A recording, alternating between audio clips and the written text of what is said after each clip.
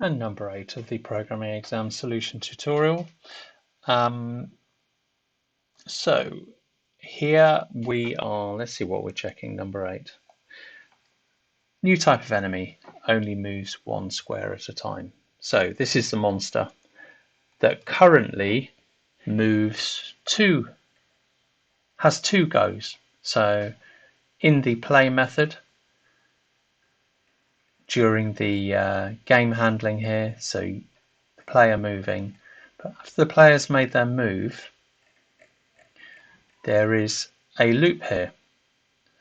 So if monster's awake, so get the awake status there, and the game hasn't been finished yet, then loop 2 times. Each time get a new position for the monster, show the monster's new position, and check if the monster picks up the flask, and then there's also a check if the monster lands on the player cell, and if it does, then eaten is set, which is end of the game for the player and the monster. Anyway, this loop has a fixed value here, so the monster moves 2 times. So the solution here is really simple. It's just to set a private attribute of the monster to say how many moves can it make when it's its go. And so what I've done is I've added a new private attribute to the enemy class, and it's called move count. And there's a getter and a setter. So get the move count, so how many moves can the enemy make, how the monster makes, so that's in the loop up there, and the setter to initialize this value when we create the monster.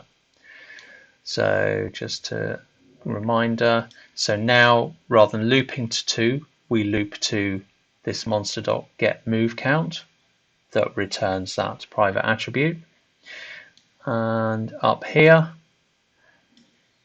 when I create the monster and when I instantiate it, I actually pass in the number of moves that the monster can make.